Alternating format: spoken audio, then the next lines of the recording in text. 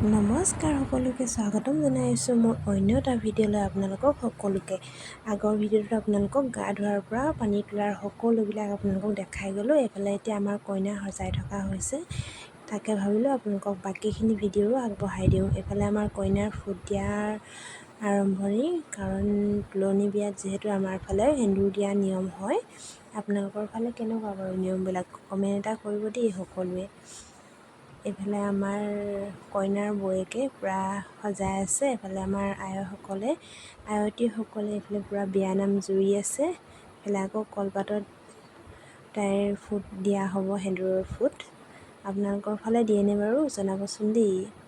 আমাৰ ফালে আকৌ এনেকুৱা নিয়ম, মানে কলপাতত সেন্দুৰৰ ফুট দিব লাগে আৰু ছাইডতো সৰু সৰু মানে ফুট দিবলগীয়া লগা হয়।